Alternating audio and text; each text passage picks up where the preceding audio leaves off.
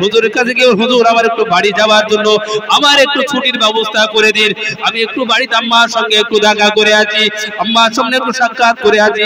জীবন তারা কি জীবন তৈরি করেছিল, আজকে কেন আযাবি মানাফকে আমরা বিশ্বাস করি, হানাফি মাযহাবের মাসলাকগুলোকে কেন বিশ্বাস করি?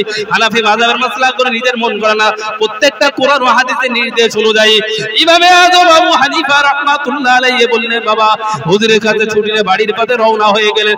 গুটি গুটি পায়ে বাড়ির দিকে রওনা হওয়ার পরে উস্তাদের দেওয়া জুতোটা কি করলেন? বুকের মধ্যে জড়িয়ে নিলেন। আব্বা জানেরা আমার, ঠান্ডা মাথায় বক্তৃতা মাথায় রাখুন। জুতোটাকে বুকে জড়িয়ে দিয়ে তিনি এগিয়ে চললেন।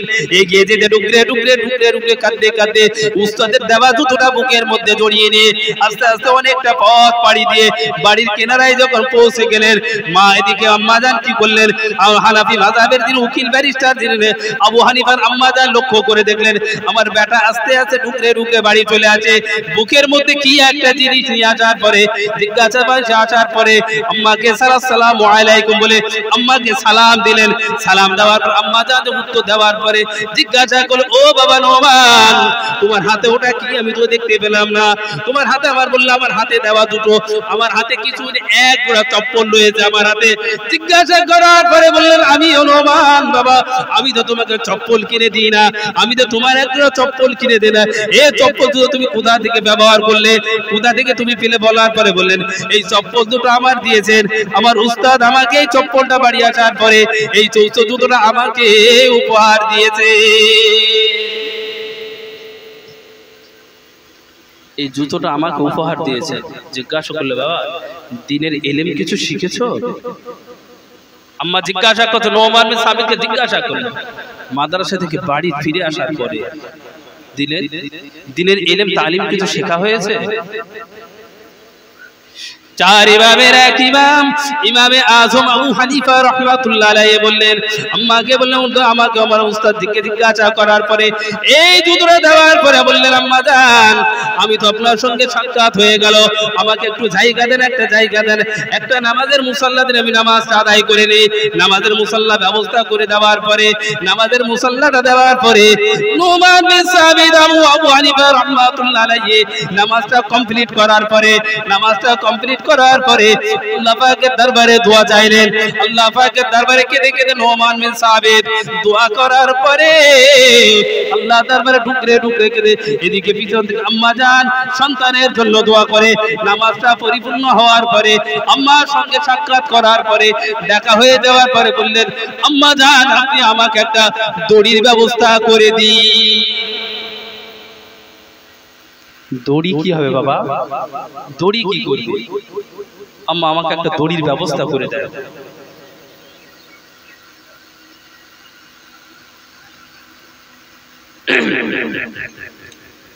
দড়ির ব্যবস্থা আম্মা যেন একটা দড়ির ব্যবস্থা করে দেয়। দড়ির ব্যবস্থা করার পরে দড়িটাকে নিয়ে আম্মা আপনি আস্তে আস্তে আমাকে বিদায় দিন। জুতোটা নিলেন, জুতোটা নিয়ে উস্তাদের দেওয়া জুতোটাকে দড়িটাকে নিয়ে ওই দড়িটা জুতোটা কপালে বেঁধে বাবা নোমান বলছে, আম্মা এবার আমাকে আপনি বিদায় দিন। সঙ্গে সঙ্গে ইমাম আযম আবু হানিফা রাহমাতুল্লাহ আম্মা জান বললেন, বাবা তুমি জুতোটা কপালে বেঁধেছো, তো রাস্তা থেকে বেরিয়ে যাবে, তোমাকে লোক পাগল বলবে, জুতোটা কপালে বেঁধেছো। আমরা উস্তাদের কাছে কি শিখলাম?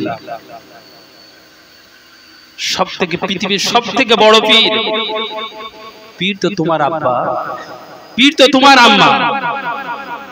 মায়ের পায়ের কাছে পড়ে যা, আব্বার পায়ের কাছে পড়ে যা, তাদের সঙ্গে নিজে আদর্শগুলো ব্যবহার করো। আব্বার পা দুটো জড়িয়ে ধরুন, আম্মার পা দুটো জড়িয়ে ধরুন। উস্তাদের কি সম্মান করেছে?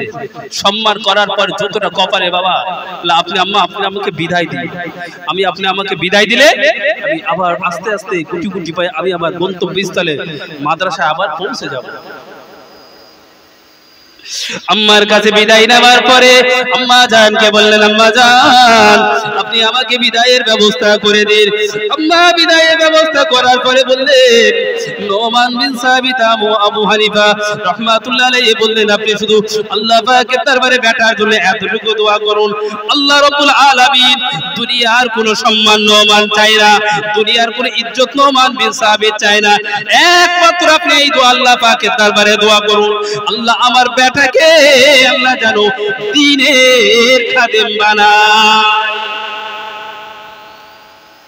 আল্লাহ যেন আমার বেটাকে যেন একটা দ্বীনের খাদেম, দ্বীনের শরিয়াতের জন্য খাদেম বানায়, এমন একটা আল্লাহ পাকের দরবারে দোয়া করুন, আল্লাহ দ্বীনের জন্য আমি আমার বেটাকে ছেড়ে দিলাম। আল্লাহ পাকের ওই সময় নোমান বিন সাবিত চলে যাওয়ার পরে ওই দাওয়া দুটোরা কপালে নিয়ে যাওয়ার গুটি গুটি করে মাদ্রাসায় চলে যায়, দ্বীনের শরিয়াতের তালিম অর্জন করে। এজন্য বলা হয়েছে মানুষ যখন যার কাছে শিক্ষা অর্জন করে, মান তাআল্লামাল কুরআন ওয়া আল্লামাহু, যদি আপনাকে কেউ একজন আলিম শিক্ষা দিয়ে থাকে ওটা হলো আপনার উস্তাদ, তাকে সম্মান করবেন, তাকে মর্যাদা দেবেন, তাকে ভালোবাসবেন। এই ভালোবাসার জন্য আল্লাহ পাকের রাসূল বললেন যারা ছোটদের স্নেহ করলো না, যারা ছোটদের সম্মান করলো না, মর্যাদা করলো না এবং বড়দের উস্তাদদের সম্মান করলো না, তারা যেন আমার দ্বীন শরিয়াতের মধ্যে নাই। বাজারের আমার ঠান্ডা মাথায় বক্তৃতা মাথায় রাখুন, আল্লাহ রাব্বুল আলামিন মানুষকে এত ভালো করে বানালেন, এত ভালো করে বানানোর পরে আল্লাহ বললেন আমি রব্বুল আলামিন আল্লাহ তাআলা তোমাদের 30 পারা যে কোরআন দিলাম, যারা নীতি আদর্শগুলোকে মানে নোমান বিন সাবিত তিনার উস্তাদকে সম্মান করার কারণে আল্লাহ রাব্বুল আলামিন তিনাকে হানাফি মাযহাবের উকিল তিনাকে বানিয়েছেন, হানাফি মাযহাবের ব্যারিস্টার তিনাকে বানিয়েছেন, হানাফি মাযহাবের দেখভাল করার জন্য 4 ইমামের এক ইমাম আল্লাহ তিনাকে বানিয়ে দিলেন। এত বড় ইমাম বানাল করেন আল্লাহ, আল্লাহ সমস্ত মানুষ তার অনুসরণ করে, দ্বীন শরিয়াতগুলো অনুসরণ করে। আল্লাহ রাব্বুল আলামিন এই সমস্ত মানুষ জাতির মানুষের জন্য, যারা এই সমস্ত জাতির মানুষের জন্য এমন কি শিক্ষা অর্জন করেছিলেন, 4 ইমামের এক ইমাম ইমাম শাফি রাহমাতুল্লাহ আলাইহি মায়ের কাছে শিক্ষা অর্জন করার কারণে এমন একটা আল্লাহ যেন গরিব করেছেন, এত অসহায় দোস্ত মানুষ বানিয়ে যাওয়ার কারণে বই কেনার মতো, পুস্তক কেনার মতো ইমাম শাফি মায়ের কিন্তু অর্থ ছিল না, টাকা পয়সা ছিল না। মায়ের কাছে ছুটে ছুটে এসে বললেন মা আমাকে কিছু কিতাব দেওয়ার জন্য আমার কিছু টাকার ব্যবস্থা করে দাও। আজকে তাদের শাফি মাযহাবের যাদের মাযহাবের যিনি উকিল, শাফি মাযহাবের যিনি প্রতিষ্ঠাতা ইমাম শাফি রাহমাতুল্লাহ আলাইহি, এদের জীবন চরিত্রগুলো একবার দেখেছি। আল্লাহ এদের কি বানিয়েছিলেন, বললাম আমার বই কেনার জন্য, পুস্তক কেনার জন্য কিছু অর্থ সম্পদের ব্যবস্থা করে দাও। এ চাওয়ার পরে টাকা পয়সা চাওয়ার পরে ইমাম শাফির মায়ের কাছে তিনি কি করলেন, জিকিরির কাজ করে পরের বাড়িতে, পরের মায়ের বাড়িতে জিকিরির কাজ করে। এমন কি করলেন তিনি আর চিন্তা ভাবনা করে অর্থের জন্য কি করলেন, বাড়ি ঘরের পুরার ছাদটাকে ভেঙে ফেললেন, সেখান থেকে রড লোহাগুলোকে বার করে ওইগুলোকে একটা জায়গায় করে বেটার জন্য বই কিনে দেওয়ার জন্য ব্যবস্থা করলেন। এই দিনের আদর্শ যারা শিখলেন, সেজন্য আমি একটা হাদিস পাক আপনাদের সামনে রেখেছি। আল্লাহ পাক রাসূল জানিয়ে দিয়ে বললেন আজকে মুসলিমের জন্য হাদিসটা অত্যন্ত গুরুত্বপূর্ণ। আল্লাহ রাসূল ইদা মাতাল ইনসানু ইনকাতা আনহু আমালুহু ইল্লা মিন সালাসাতিন ইল্লা মিন সাদাকাতিন জারিয়া আও ইলমুহু আও ইয়ানতাফু বিওয়ালাদিন সালিহিন ইয়াদউ লাহু ওয়ালাদা। এই পৃথিবীতে মানুষ যাদের সম্মান ইজ্জত দেওয়ার পরে তারা চলে গেল, এই পৃথিবীর মানুষ চলে যাবে, পৃথিবী কি দীর্ঘদিন থাকবে নাকি? সবাই তো যেতে হবে। পৃথিবীতে যখন একের পর এক বিদায় নিয়ে প্রত্যেকে চলে যাব, যে কলমাখানের মজলিসে বাড়িওয়ালা অত্যন্ত শ্রদ্ধার সঙ্গে এত টাকা পয়সা খরচ করে একটা কলমাখানের মজলিস করেছেন, কিছু তাম তাওয়ারের ব্যবস্থা করেছেন, কিছু উলামাদের দাওয়াত করেছেন, তার কারণ রাসূল পাক সাল্লাল্লাহু আলাইহি সাল্লাম বলেন মানুষ পৃথিবীতে চলে যাওয়ার পরে তার সমস্ত আমলের দরজাগুলো বন্ধ হয়ে যায়, 3টি দরজা খোলা থাকে, সমস্ত আমলের দরজা বন্ধ হয়ে যায়। এই সমস্ত আমলের দরজা বন্ধ হয়ে যাওয়ার পর রাসূল পাক সাল্লাল্লাহু আলাইহি সাল্লাম জানিয়েছেন মানুষ পৃথিবীতে চলে যাওয়ার পরে মাত্র 3টি দরজা তার খোলা থাকে। মানুষ চলে যাওয়ার পরে কাফনে কাপড়ের মুখে খাটিয়াই করে যখন মানুষটাকে দেন কবরে দাফন করা হয়, দাফন করার পরে সমস্ত আমলের দরজা বন্ধ থাকে, প্রথম নম্বর আমলের দরজা খোলা থাকে। বলে ইদামাতাল ইনসানু ইনকাতা আনহু আমালুহু ইল্লা মিন সালাসাতিন ইল্লা মিন সাদাকাতিন জারিয়া, সদকায়ে জারিয়া।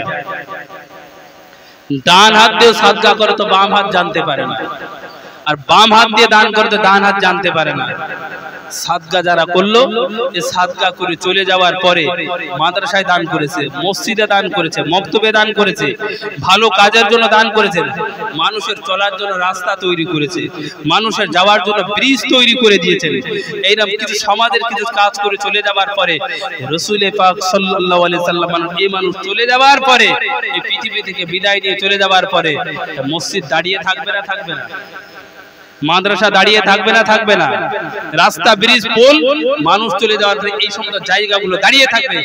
রাসূল পাক সাল্লাল্লাহু আলাইহি এই মানুষ বিদায় নিয়ে চলে যাওয়ার পরে, কবরে চলে যাওয়ার পরে এই আমলের সওয়াবটা, এক অংশের সওয়াবটা তার কবরে পৌঁছতে থাকে। একবার সকলেই একসঙ্গে মিলিয়ে বলি সুবহানাল্লাহ।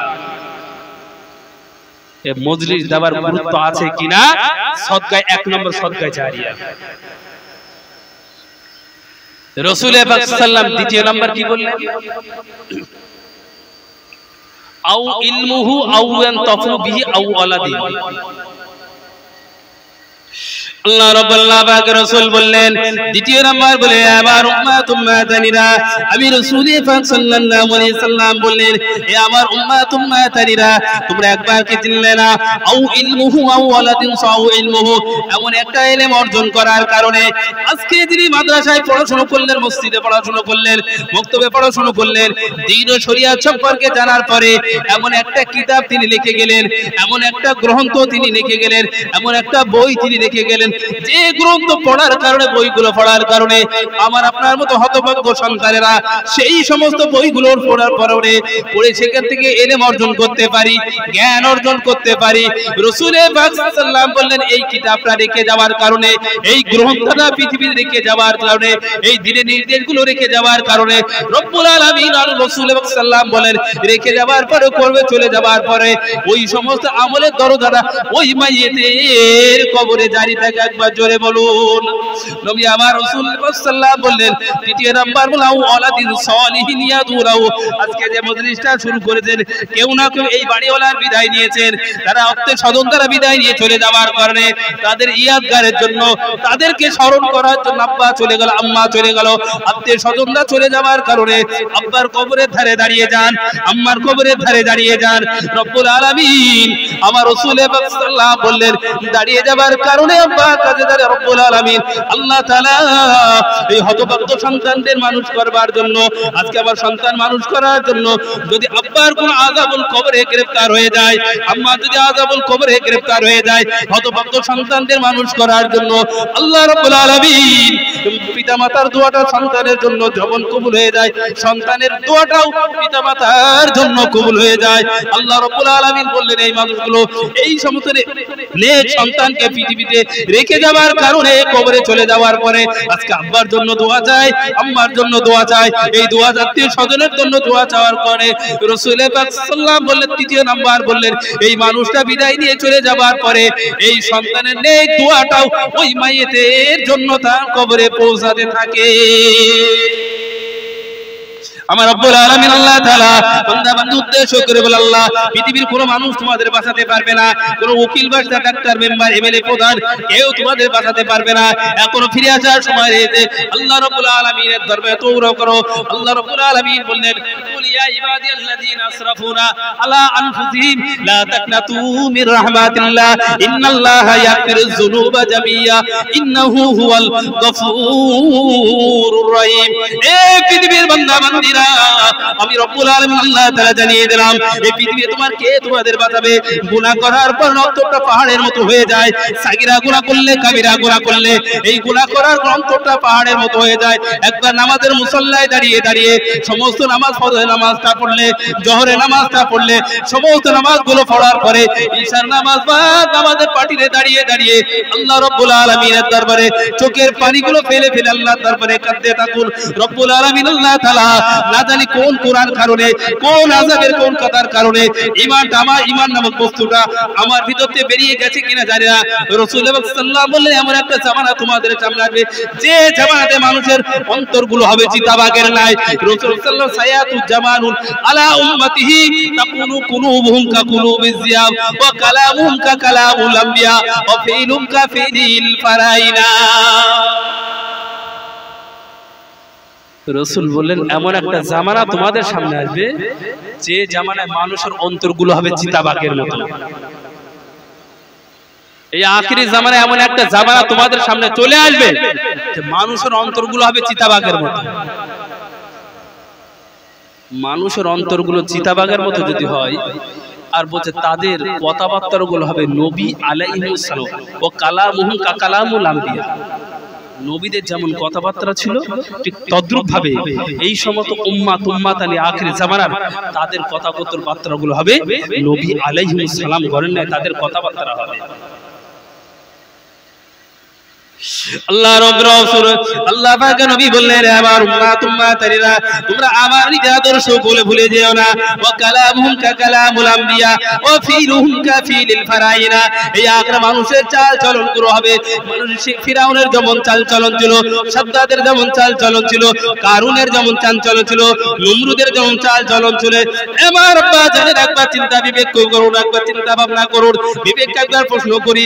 আমরা যে মহল্লায় বাস করি, পাড়া প্রতিবেশীর কতটা হক আদায় করেছি, স্বামীর কতটা হক আদায় করেছি, স্ত্রীর কতটা হক আদায় করতে পেরেছি, সন্তানের কতটা হক আদায় করেছি। আল্লাহর হকটা আদায় করো, হুকুকুল্লাহ আল্লাহর হকটা আদায় করলেন, মসজিদে গিয়ে নামাজ আদায় করলেন আল্লাহর হকটা আদায় করলেন, হজ করলেন সমর্থন আল্লাহর হকটা আদায় করলেন, সমর্থনে যাকাত দিলেন আল্লাহর হকটা আদায় করলেন। এই সমস্ত হকগুলো আদায় করার পরে বান্দার হকটা কতটুকু আদায় করলেন, বান্দার হকটা আদায় করার পরে আবার আমার আল্লাহ রাব্বুল আলামিন বললেন ইবাদতে মানি ইবাদতে মালালি, ইবাদতে মানি মালের হকটা সম্পদের হকটা কত আদায় করলেন, ইবাদতে বাদানি শরীরের হকটা কত আদায় করলেন। দ্বীন শরীয়তকে যারা মানে দ্বীন শরীয়তকে বিশ্বাস করে আমার আল্লাহ রাব্বুল আলামিন এই সমস্ত মানুষগুলো যখন কিয়ামতের মাঠে দাঁড় করিয়ে হিসাব নেওয়ার জন্য তাদেরকে তৈরি করা হবে, আল্লাহ রাব্বুল আলামিন বললেন ওই সমস্ত মানুষগুলো দাঁড় করার জন্য রাসূল পাক সাল্লাল্লাহু আলাইহি ওয়াসাল্লাম বললেন, ইবনে মাজাহ একটা হাদিসে বললেন, ইবনে মাজাহ হাদিসে বলেন ইন্না আউয়ালু মা ইউহাসিবু আব্দুল মুসলিমুনা ইয়াউমাল কিয়ামা মাকতুবা সালাত। আল্লাহ রাব্বুল আলামিন বলেন, আল্লাহ পাকের নবী বলেন মানুষ পৃথিবীতে চলে যাওয়ার পরে কিয়ামতের মাঠে উঠে দাঁড় করানোর পরে আল্লাহ রাব্বুল আলামিন সর্বপ্রথমে তাকে জিজ্ঞাসা করা হবে ইয়াউমাল কিয়ামা মাকতুবা সালাত, কত কেমন ভাবে তুমি নামাজ আদায় করেছিলে এই পৃথিবীর বান্দা বান্দীরা। আল্লাহ পাক রব্বুল আলামিনের দরবারে তোমাদের দ্বীন শরীয়তকে মেনে যেদিন একটি মেয়ে সাবালক হয়েছে, যেদিন একটি ছেলে সাবালক হয়েছে, একটি মেয়ে সাবালক সাবালিকাদের ছেলে মেয়ে হয়েছে, যেদিন থেকে তাদের প্রতি ওয়াক্তের নামাজ ফরজ হয়েছে, প্রতিটা ফরজ ওয়াক্তের নামাজ হিসাব দেওয়ার জন্য আল্লাহ রব্বুল আলামিন বান্দা বান্দীকে জিজ্ঞাসা করবেন, সেদিন কিন্তু কেউ ছাড় পাওয়া যাবে না।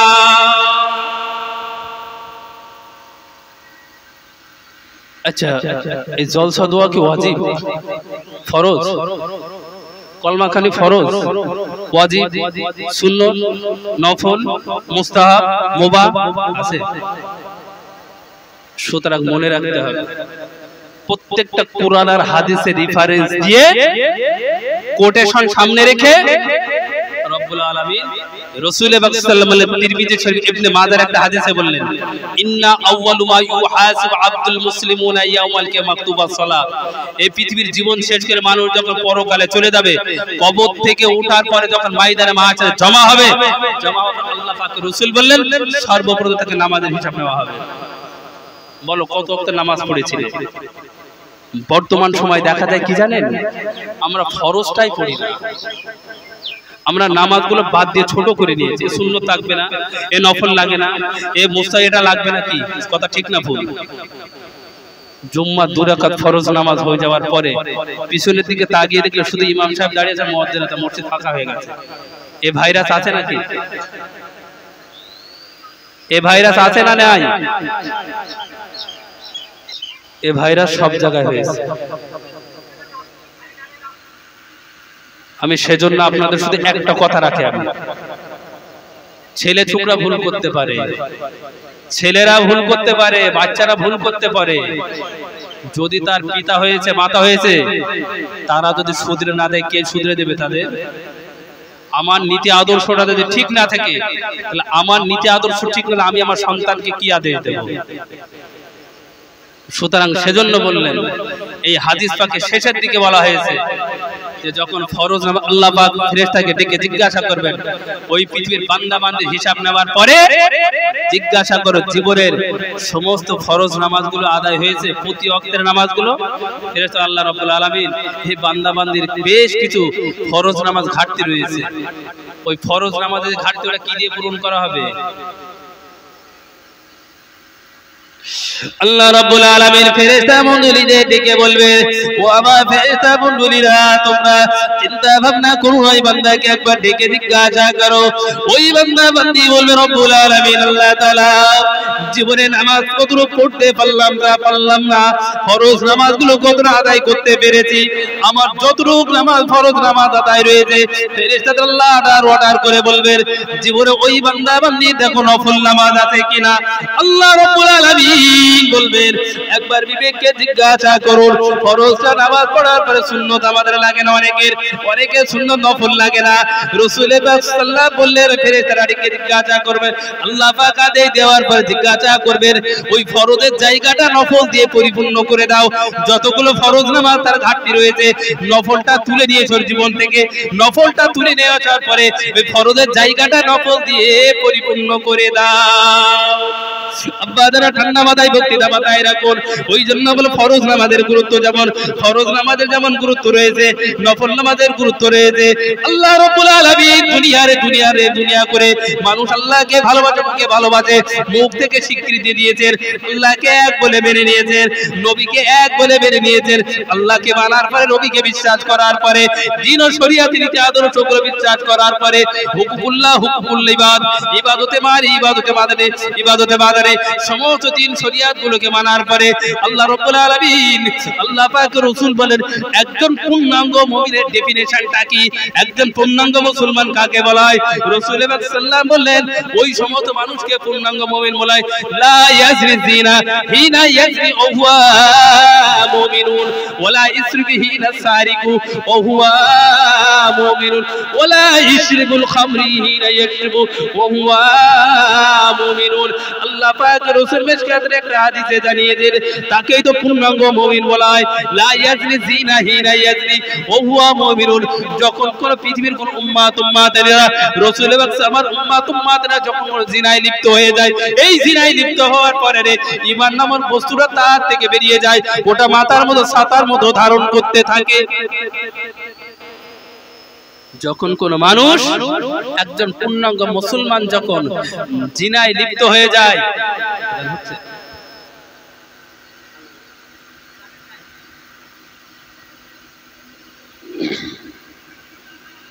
একজন মানুষ যখন জিনায় লিপ্ত হয়ে যায়, ঈমানটা তার ভিতরে থাকে না, ঈমানটা তার ভিতর থেকে বেরিয়ে যায়। রাসূল পাক সাল্লাল্লাহু আলাইহি সাল্লাম দ্বিতীয় নাম্বার বললেন, ওয়ালা ইসরুকু সারিকু হিনা ইসরুকু ওয়া হুয়া মুমিনুন। যখন কোন মানুষ চুরি করার কারণে ঈমান নামক বস্তুটা তার ভিতরে থাকে না। তৃতীয় নাম্বার বলল, ওয়ালা ইশরুল খামরি হিনা ইশরু ওয়া হুয়া মুমিনুন। যখন কোন মুসলমান শরাব পান করে, এই পবিত্র জবান আল্লাহ দিয়েছেন, এই জবান দিয়ে পবিত্র জবানে যখন শরাব পান করে, এই মদ পান করার কারণে ডিসব্যালেন্স যখন হয়ে যায়, ঈমান নামক বস্তুটা তার থেকে বেরিয়ে যায়, ছাতার মতো ধারণ করে। এই ছাতার মতো ধারণ করার পরে যখন ওই বান্দাও যখন হুঁশটা ফিরে পায়, হুঁশটা ফিরে পাওয়ার পরে ঈমানটা তার ভিতরে প্রবেশ করে। আল্লাহ রাব্বুল আলামিন